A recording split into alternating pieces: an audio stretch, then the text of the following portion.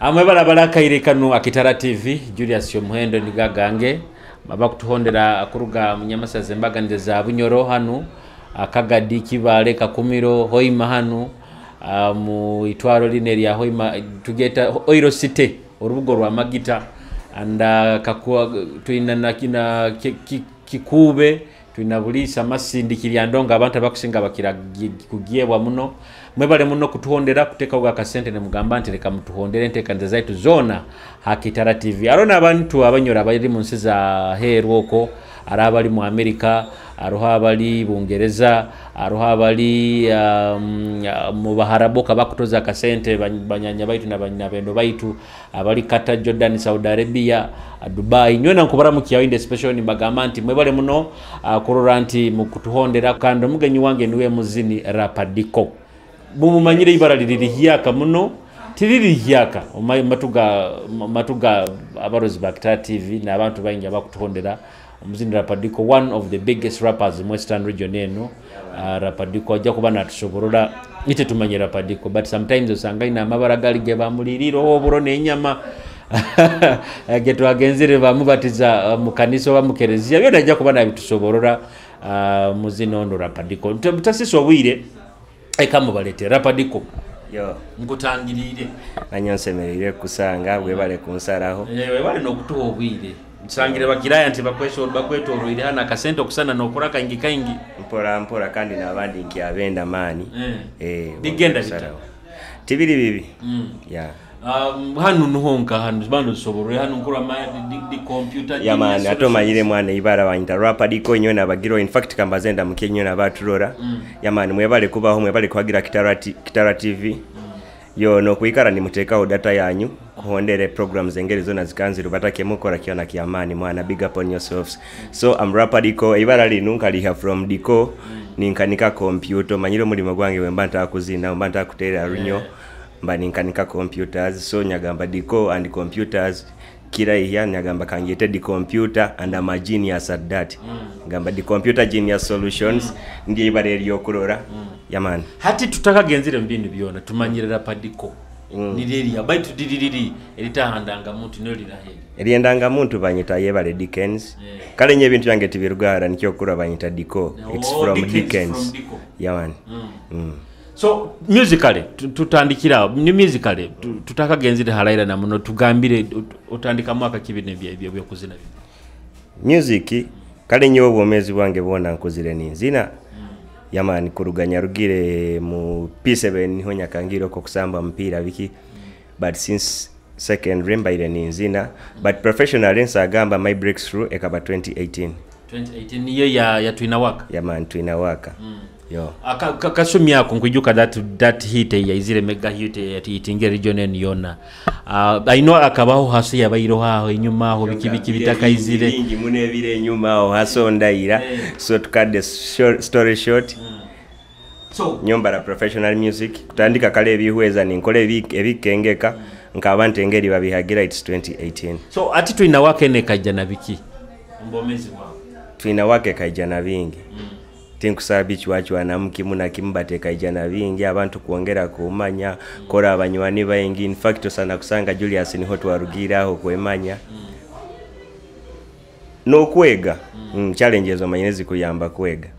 yo ekajana ebirungi challenges ya ijana nkiyete ntamurunyoro tukieta tuta professionalism tukieta obukugu kuongera kuguka mukienkora yamani from twinawaka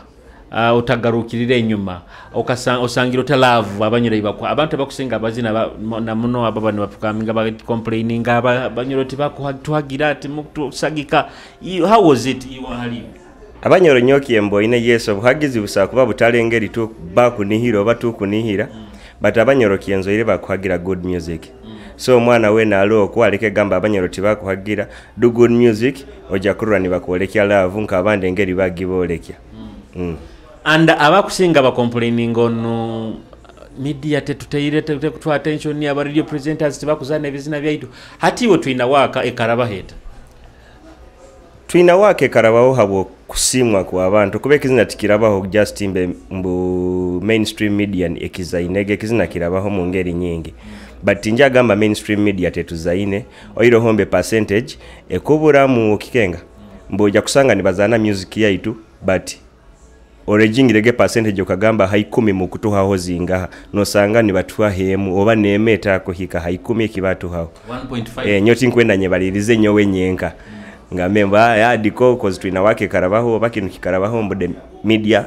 thing is fine tukiina mu kutereza mu but wongereho percentage okikenga nga regions zinde ngeri zikora at least mutu haikumi mutu heitano nkyo kumanyisa achikuma at least 50% can work no gamba local content cause music yamba bingi haruho abantu bayinga bakaluzibwa kubaza orunyoro kikenga but asakuhura mekigambo kimu mbibiri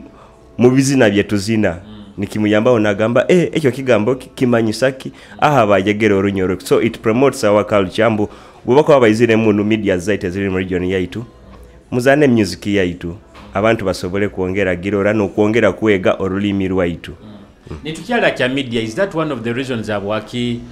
tugamba nti oba mu region zona eziri mu western tugamba halali ankole jakuno mu bunyoro nti okurora nti bunyoro eyaitu music ekyali hansi etewa kuba one of the reasons? Exactly, kuba na ba media bonyini babibaza am I allowed to quote? Nja quotinga yo some media personality omuhanu wamani bamweta Kiki Omuhamba. Recently we had Purple Party.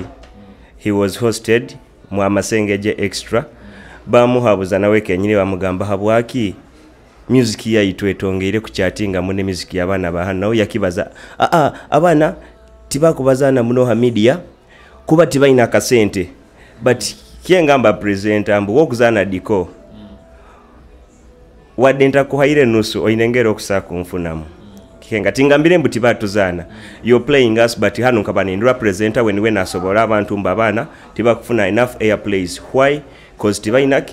tibaina sente okikenga but right now we can't buy the media but go kumfora wa mani cause right now I'm upcoming okamfora wa mani nkabo bokungira hunkufuna muni nsobora kuoki okikenga but wo kwikaro Tanzania tingia kufuna musotu ija kwikara ntu complaininga and in fact it's a disgrace halinywe kenyini ba media personalities abamu batuzana but abamu kikuburamu but it's a disgrace cause kiemanyire na wata hule kurungini bamuhabuza you are big you are this and this but who is bigger here na wata kusa mentioning somebody so you create artists obagambo mwigo gwa harati gukuyamba tigukujuna njoka kikenga mu creating emigo ya haihi mbuno wora party kitakwetagisa ku transporting somebody from far kikenga oba ina how bigger artist around there akusakimara talking about Purple Party mlingo kakibalize araba abazini bayingi muno twarozere abentajja ku mentioning but I think bika trending aho mlingo babarabizemu na disrespect babarabizemu ikintu abwaka abazini baitu bagenzire maiso ite betukuru hanu ka big brands baitu ba just choosing kezo nibasigara maiso nibagenda nibatakuba ekitinis first of all bakikuha no kieha cause nyoti nja kubaza the reasons are wakinta abayiroho but aba artist abamuti baina bargaining power kikenga takusa kubaza nkwenda ki okirora rugire na halekyo nabala abayizire tuleke bajuna na turabya mama iso cause be basangiro hanu basangire ni muturabya mama iso kikenga oli tagia tu hakitinisa abahawize media personality akagamba mwana hano tinyina wenkuroraho really toina wokuroraho but nkaiwe mu bibara lyawe rikoto tinja kusosowaza ngamema muntu nanka but any personality obako muhaboza bakamugamba hanu mwana kyakuoki akagamba hanu street aho bazini so no laija kuija nakajogako akatekea ba artists aba hustling okikenga so uja kwesanga hustle eri continuous ngotako ahukanizona upcoming obona akakitero kikenga nikyo kuraba kayika hali they were treating everybody in the same circle kandi haru habana bakutera tune in fact haru habana bebabaire besungire you saw people complaining okikenga in fact nyoti nkabo ina bazini ni ba complaining ngamba inindra audience nione complaining so mrani mugambambu abana ba hanu tibako bahagira who are those complaining meaning haru haba kubyenda kandi bakusako byendesa na abandi but timu bahaire chance kubyendesa abandi oba chance nabandi kubirora bongeri babibonye Yes, abarozi ba Kitara TV tufyaina Rapa Dico. Basically nyendeze turubata online ya career ya music and twina bingi mune bitokusa kumwegeraho. Is one of the big brands twin hano Bunyoro when it comes to rap music, when it comes to musically hano mu Bunyoro. And Dico, talking about respect na yabazini ba hano Bunyoro. Bikibyo kutekereza bina ebikoro muzini as a brand. Ebikoro muzini as a brand, first of all, bingi but ija kwesanga nibyetoroleranka hasente. Nikyo kurura I emphasize muno wenfuna chance nka platform ene yompaire kugambira bona abaturora mbu halo karora omwana womuka kikenga ina kiategekere oba ine kiakozere nikisakorugama akasente, you go down there and support cause obano supportinga music y'omwana ogo directly and woko muha sente kiba nikijya muyamba we kuwekura akuraniza kikenga. In fact mutafutere migo yaba muyesa robe mwahagire mwahasente maybe tibaye kurakuraniza but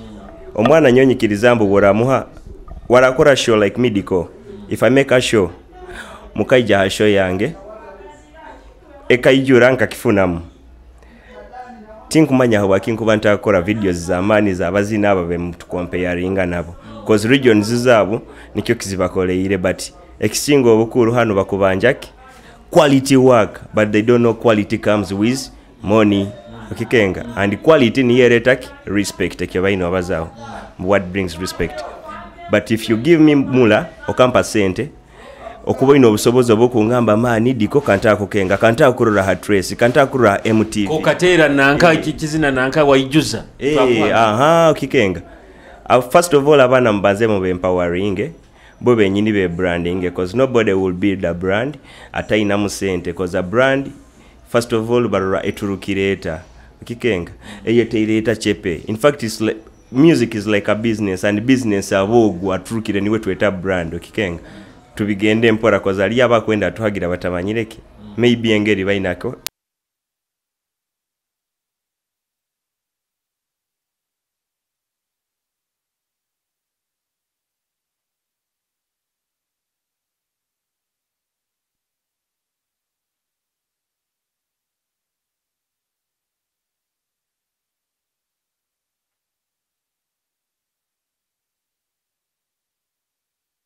yeah. Eibara liya wali maintaininga ya after ya waija notera hiti twina waka nebizina bingi ndi mu modu akazano orabisobora ni nyingi. How have you managed to maintaininga eibara liyawe manyira roba rapa baingi bali ifoko hansi bakwija ni baija but you mwaka wasigara on top okikoze road haro ebintu ebibo automatic cause nyo hali nyaizire kale nja kubaza kyobaliza aba rapa bandi kulema kunsusura nyo hali nyaizire binu ntabisangeho nyebyenzi n'amazima genyini ntasange hako bikora nke byange byinkora but wire buno haro habakore bikwisane byange. So Julius iwe no bokukuru otokikenga tosa kusinga sonkure kitinisa oba dadi wawe tasa kusinga sonkure kitinisa iseka muzara okikenga. So that thing kiri automatic but inja gamba mba abandi abayizire bakora kubi mboba nyo wemba out spacinga. No, in fact I give connections oli wajakanye habuzaho. In fact I even write ba rappers abalo kwa bakuzina lyrics zetutakenga abakwenda kutera hit ni muenda kuhemura mwije nkusaba handikire bizina birungi otahemuire but when people love your flows. In fact most rappers bona benkura they are talented. Twina waka webale na kibaza okagamba nti arahaba kuzina akazano bakatayire mu kuhemura and more so in fact kama zen clarifying hansongeza ruhaba mfuna kubini banira maybe you attacking somebody akozera tokrora bwire bunu Julius you a media personality okikenga you on a TV an online TV harugire yogo muntu akakora online TV eyone kwatakina akoka okumuleka cause obaraija kupanishinga aho bajagamba zona katwibinge. So nyeki nkugambire mbubinde binyabaire ninkora ntasange hako bikora hali yabaire nabikora kusakuruga yakagamba no nyonka nimbikora katuho obujulizi but nyonta sange howe nako bikora. So to tinkwetago ije no kopa ebyenkora kandi obiteke mvaluge nzimo kengo bisise tinkwendo siseki enyombekere okikenga orosangire enju bagiteire ha twikirizo yongero hitafale. Yes, that's very right, but tinkwetaga kando ijo sange mwana mpikire ha musingi ngombekere nkozereki ati mpikire ha wall plate kirora iwe kikaro kyo kujja kuongeraho hali tukasakara ekando tanike kudobora kikenga aho nkuba nindwanire byange ati how henyini I want you to be clear on this mwehara naona ba Kahora boys specifically Sinex. That's a big question. Sinex is my friend, bro. Yeah, in fact I'm his senior. Yeah, that's what I can tell you. Barapa kyabayizire bo nabana baroho abakuhulika hulikikaho boku ha respect no gamba nanka akora kurungi kuhulikika na respect bikwaho kane ebyabuze byo bigayisire tube clear. What's the question? Tutandike kale nabana abakukolera barapa baroho apparent abakuzina baroho abakora wire buno abayizire the new school new cuts aroho no mwana hash boy. Yeah, he's a big up on yourself, bro. Let me think. Omanyira ata baroho bona kanda bakusinga barungi, but I don't want to give them credit, but aketere easy. Baineki kubabura. Ekibaburamu abakusinga mani engeso character watu kikenga. Rappers mwana baruga mu ghetto, but they come out to make ghetto better. Kikenga. Do you know bantu rappers batekeza baina kuba bit violent baina kuba oyesangana mabara sometimes Kumanyisa we trying to change the game, man. Okura generations change. I don't have a rappers obiro babaire, but generation, in fact those were the 90s, early 90s. That was the branding of rappers.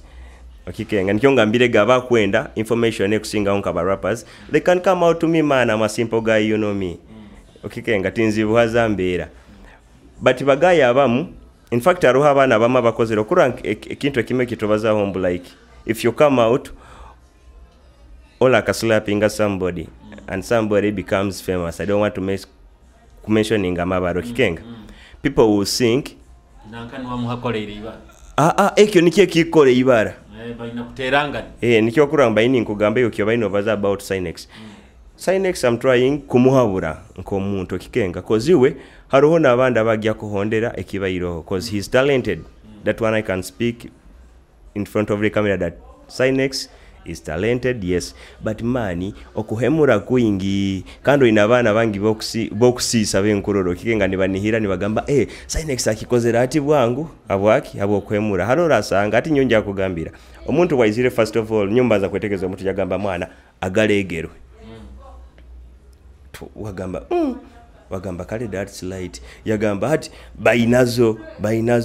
wagamba hato murundi gundo kunira agya kuzina haki timanyire tulinda hike yo ko nibo gambe mani oba maybe nibye bikolera audience yao awegeno mpabuza hanu about Papa Party abazini be babingira Papa Party akaboha. I was one of the I think ba Kahora Bakahora ntabarugeni bakungana, but I think ba fans nkabahura bayini bakomplain clip obumpabu izogo na kungana aina nekigambe kiyakolesezwa on the microphone, which is not good. Kenga nkyongamire nyoto yakagamba I think ekigambo kikaba abanyoro abakurora mu kusaki spelling oboro ina pen kihandike kikaba KOMANYOKO na kijuma DJ. Next time mwetu kunira tugia musanga Hamidia aposhingeki orunyoro no kubo hihirwe.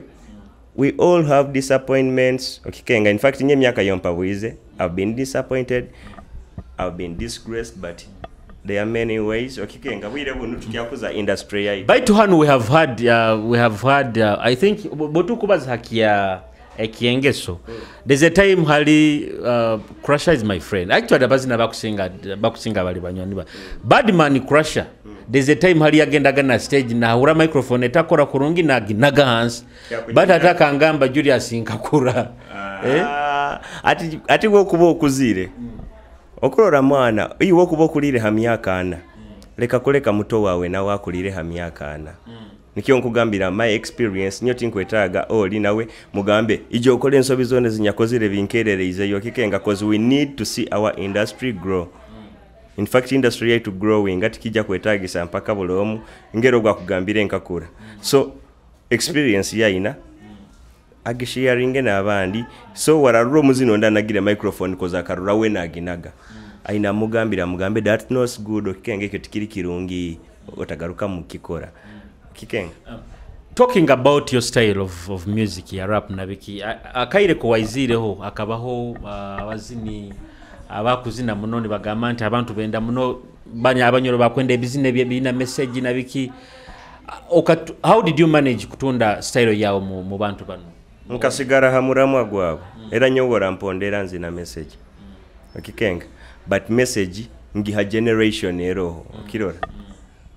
Julius wire buno kugambira mbemberere eti tinkwetaga kwiha yakatabu ntandike kora nkole okikenga I can speak 2 words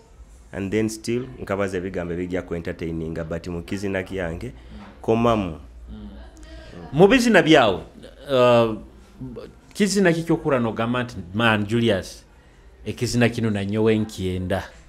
ekizina kienkira kwenda in fact nkigamba muna abasigazi bakiulirizo irohombe ngero gambire gabantu benda message but nyonka kizora mani message kandi tibagenda muno kusinga kunyumirwa kikenga bakieta bijampora lyrics za kista no in fact akaire kusatwina bakitandika like muntandikwa tibiba byangu kubagezaho arasingura banza kulemeraho usahe kija wangu byona byakulindaho patience pays otapapa kubihuaho korana mani wenesaro teiroho teza maju alalizika gidomeho.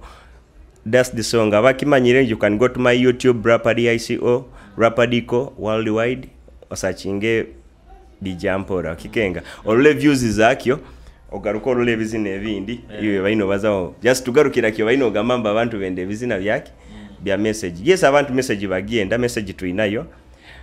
but tugezaho kunyumisa hona no kolere nsaho zaito obumu. Hagati aho wajja wa collaborating na David King ekizina bakieta Kataito. How did you find kukora na legendary artist kandi ali wa gospel David? It was very massive. In fact Kataiteka kingura nyingi. Nyonka music yange kabetakaza nago national kale kabeza ni national TV but is etweta mainstream ka binu bibukedde ni heibara dikonya bandize kulirolera. In fact batoza na waka yange nini bagamba who is this guy ni baburebye nkuzina ni binyuma wadoruli miru tali ruwabo nkyo maini ngamba music taina rulimi just train up. Actually music is not about language. Abakware bizina betuura we have had ikizina kia Wipolo tumaine Kumanyisa but it was a hit. It's nice. Nikyati Kumanyisa just train kutereza character ne kintu kindi omuzini kuongera mama no kikenga kozo omuzini wena ekifora bwire buno kambagambire brand ekigifora yamani omuzini aturukira ata in fact bwire buno bagiete egali kikenga but omuzini tagia kuturuka ne egali ata ina majawe kenyini ata kusakwerolera karolere egali yaro basire nayo kikenga so omuzini inakuba na yesobora ndi kwesobora kukumanyisa hamaja okikenga. You people should come out muhagire omwana baraba mutegekere muhagire don't disappoint him. In fact abamba inembaza egamba kale wasaswirwe geiro kikenga but promoter gwa musaswire waratafunire musente za yafunire tajja garuka mutegeka oba kutegeka ondinka we okikenga nikyo kurura hano kaloko tuleke ntagi ayo just never detail ya mani ati there was a time unbo wakoraga na Icon. What happened kike kyabairo ku breaking up na Icon? Iyo biwazana gana boli myaka 5 nibo kyazana nabo bwire bona nanga ikanyakura abandi nyabareka so tugambe nayo kakura Icon wamule maybe baitu kandi wagamba ukamuli amoru kwa wamuleka kandi mwatandikire kintu kino inywe na mayimukya brand yao. Exactly, because when you do your job right okikenga nyonka banyina tichawunya yendaga muno nkaba mwezi 2 Andrea tichana yegesa music he was very nice okikengo yayijaga nyona ni munyumirwa ni museka ni mukoraki but I got time and I got promoted. Wamuleka mukini class yali so boro was toro kikenga bitahinduke muno tukahumura nka mu November aho twagaruka late January ntugenda mu S3 kutaha munda tukabanturani hajati chondi tutamukenga okikenga nyagamba yihi master wanga alinka agamba mwana master sigairenka we bitabo byagira bisomesa kanga mu 2 so okuba no mwenda muno garukayo kandi obonyoni nyenda ngende maiso nkole neina ati okaba nompa magezi kimwe gyo time hati tugambe yona icon okagetinga promoted we asigara mu class yabaire arumu na asomesa iwagena mu class akengera Rapa Dico apparently a big what is project kiero it has na your running ya music project ya music yeroho esembere yombere ni collaborating with T9 Serena T9 big up on yourself sis Bageta Love Doors ni your project esembere yes embere yo but projects nyingi zikiaro in fact I'm taking time I'm building an album I won't call it an album just building a EP ninyetegerezaga na zine mbere zero zebagamba batuletera copyright because I want to go selling music digital kikenga so far I have four songs recorded zentakata iswire kimanya na projects ezimo sakuba ozihuliro awasha records Double Beats big up on yourself man you're doing a great work for us so kale umaiso ngwenda kutaisa yo single but tinkwenda abapapira engeri kibaire buli cause mwana bine bikyaro kandi bikyatera muno you first utilize that ati Dico walizali bitukuhura corporate na biki I want to get your view about federation nene yabazine roho we have seen tainaho I don't know yabazini yabanyoti ndi muzini bakaba considering bakaba talk to you when they're starting the federation what is your view about the NS federation and do you think solving ebizibu byabazina nabali mu regions federation kora federation tikiakuba ile kibi but me I understand a federation ebanetwara buli kimu yonka federation kandi nkurora ina be kusorora na be kubaza kubi kandi nabo baliki bazini so nyonki agarukire nyuma kyaenda gyetegereza federation oba association ekweyeta federation no mayire mwana ebintu bino byahukana tuboine district ni bazeta city reality talisi district yoga atola sakujja kagamba it's like that nyongambire man I don't want tinkwenda kubaza bingi tinkwenda ngambe tinkuikiririzamu obanku kuikiririzamu I still want to study the actions but actions are zero tinkabo in a unity because a federation kiba kirwa katika nkwabuza iwarobo inoho federation ana yetu kusakwereza heri muhali tukugwa eri yomupira fufa it's a federation warobo inoho nerugayo negamba inyo abakitara timuli naitwe yale kibalizo nikia kionkubazo so in federation yetuina teketere izi okirora kandi naitwa amazima genyini nyonki ali hano naitwe tukatereire nyonki atereze bya hano weralema kutereze byakuli na nyoni ngamba mane bya hano wagwani aro yagambire nti abazini it is better kufurunga nko muntu tali muzini kuba na abalidinga so that nti sometimes abazini mwezarawa mwe bamune emparana nankati nkumona nankati kumwenda iwe kyo kibaza obi atikyo tufuna omwombeki ni watu kengere byokuzina asa kuba tali mwombeki iwe rakuba yugambire mwombeki ati abombeko bazalawo asa kuba mwombeki a point yo kubaza hegyo oja kusanga nti for example Eddie Kenzo we president oja kwesanga nkawe ngo muzini ina enemite ya building ile nabazini bagenzi kiemanyire haliyo wade muihanga liona habaho omuntu aine enemite nabona in fact wade mukyaro chairman taba munywani wa bulomo batekyara kifuga mukuinganiza so nyongu what think for you bamuzini obaki but kasita kuba aina leadership skills tikina buzibu so wakwijja ali muzini ataina leadership skills akuba atakora wakwijja ina leadership skills imbu nankati tukwatagana but here is the issue we can dialogue that's very fine omuntu aba naenda nkokufuna yo togambe mu collaborating roho na Serenity 9 o kizina kya overdose project nungi muno omuntu akakwenda omuntu akwenda araba gamba collab bazitimuzeta collab collaborating aho na Rapa Dico kitwara kitwara okumusaba sente okora collaborating na DICO tikiba kikoto muno. First of all, you should be talented. Second of it, you should be disciplined and you should be around my circle man okikenga eyo inakufata cause nanyabe mba ninyenda collab nyina nanyabe nkufata so nanyogo kuba no yenda collab nanyawe fata niwe manyira ali kirahwera mubunyiro twina abazini bayingi muno na bagenzi abakuzina list yawe inankwendo mpa abantu nkabatano bogamba nti these people mubunyoro bankolera batano tonsabire bataito nkuha bakuzina bwire bunu obabona bakazinaga abali mu industry apparently araba abairo bakoraki baruga but abakyali mu market abakyali mu business akikiromya kyali mu industry akikiromyo wa tujamuteka list ya legends abako quite a number of years atakutucha music kembaze bwire bunu abakoraki mbazina bakuzina bwire bunu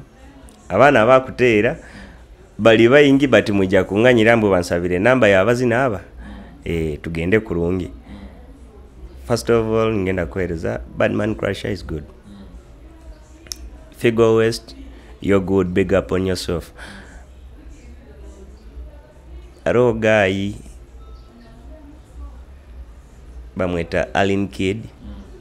you're good, big up on yourself man. T9, big up on yourself sis. Then arohono chiki bamweto oha aina tuni ekonyeva but chiki wenko mwijuka aba kumweta Jovi Keila. Yeah, you're good. Nyongere nikyo ngambirege namo abazini twina bayingi barungi nikyo ngambira abamoja abandombe sabati bansabirege batano anti arobo gamba nti for example nyobo nyumukyo bira bono bala outstanding so abandi mani ati bo balize niba abali outstanding ati kora yinda tuongereho kandi akuba for example nyobo okunyimukyo mutro wagamba nti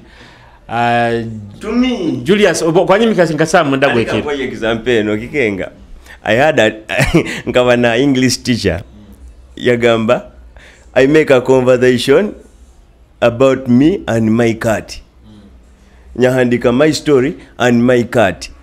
yakira nyenkia karampeire 3 out of 10 nyayihabuza you are you me? This is my story, me and my cat. Hadi na iwo ompabweza abazini banga batano. Yes, ni baba batano. This is me. Abo ni baba bange. Okay, ngati ngambira abandi tibakuzina maybe abandi tinkabafunire mu gallery yange but me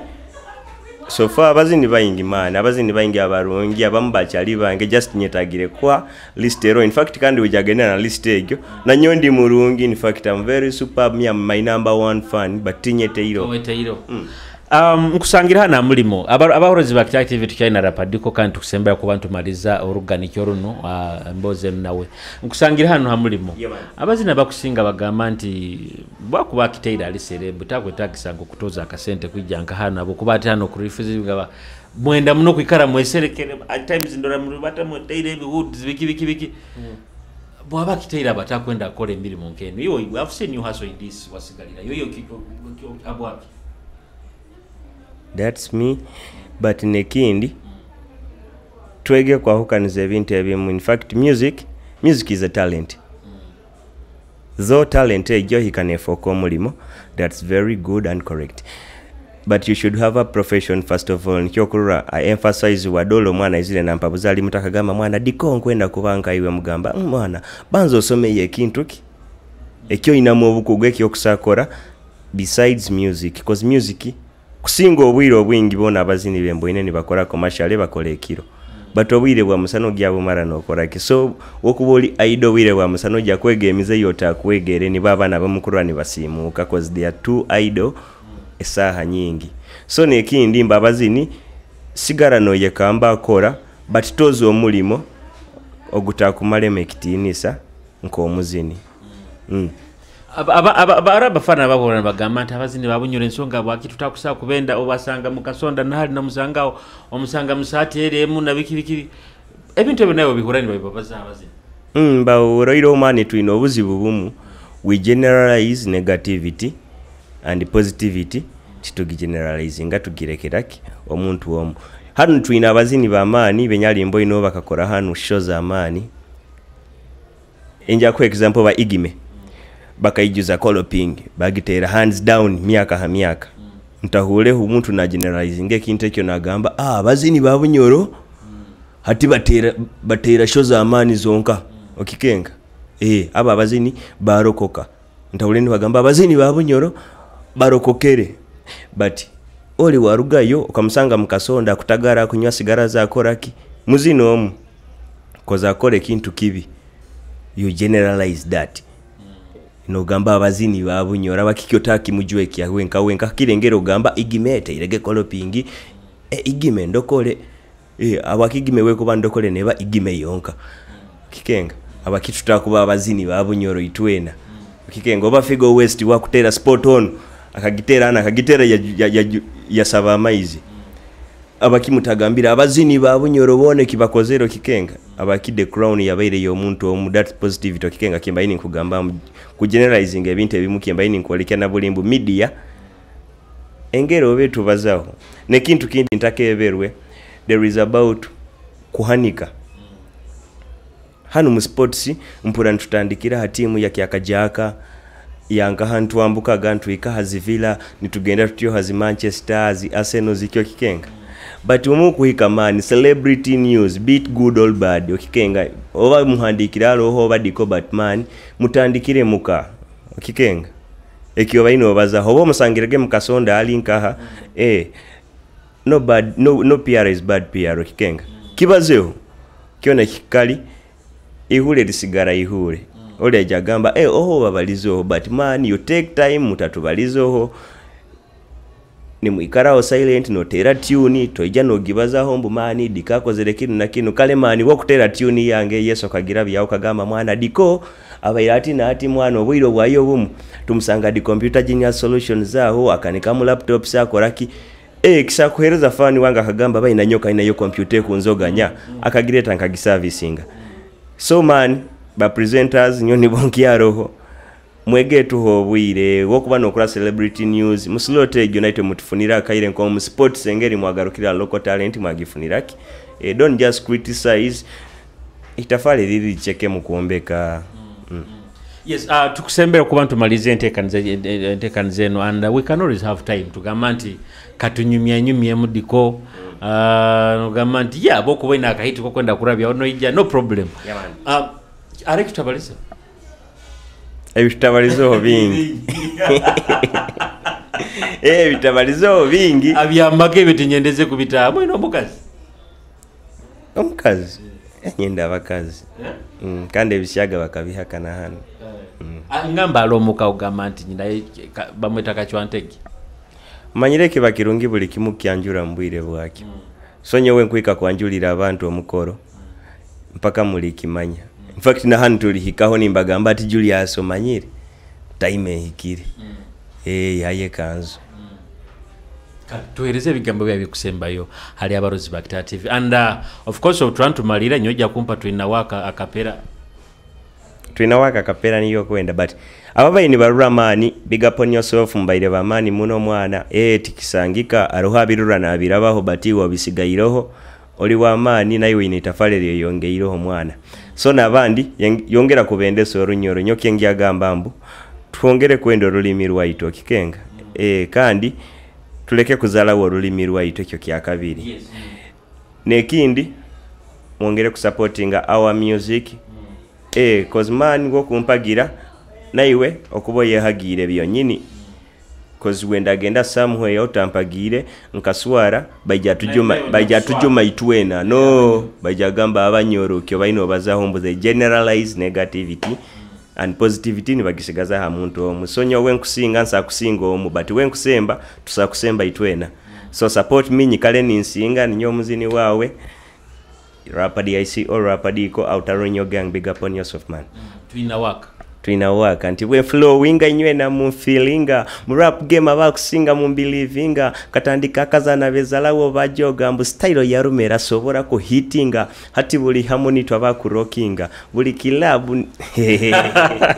yes always back that TV twaire na Rapa Dico why tujikiriza on bonge abachali bange bano omugaranda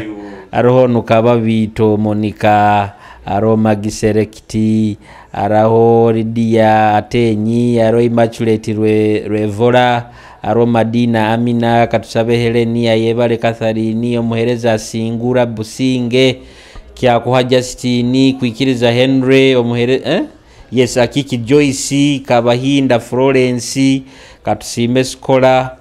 Atenyi Kileini Stella Aboli muri bangi muno reality sakuba baitu mukubara mukyaoni bagamba big up on yourself mwebale kubagane mugibaho mulingo gembaganiza ndakwenda kuba nimberekeza kasumikano kenyini but don't miss tomorrow man Julius nekindi mani akwenda kumpagiro bakwenda kwijja kumbongaho otansangira stage yokusako nsanga hano enyuma yekyombeko kyaitu kya Bunyoro Kitara Kingdom Plaza yamani ka workshop kano niho kali orene yo chali wawe akwetaga laptops akwenda CPUs oba kwenda kanike ebintu nkebyo byona ona bakakenza besides that yamano niwe computer doctor ohura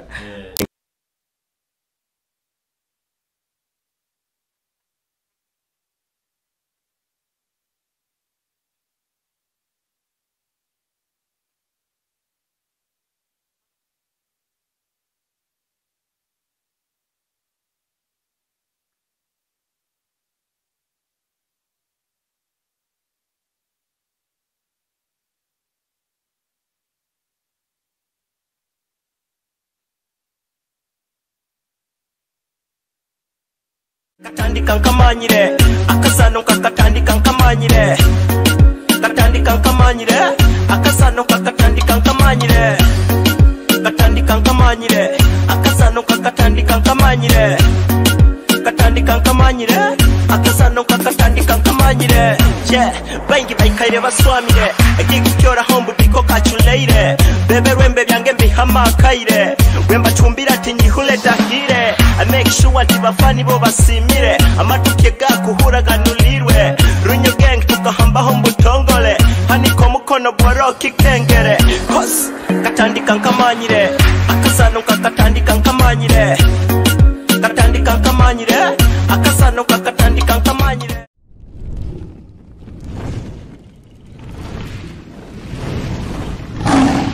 Kitara TV, Kwegesa, Kumanyisa.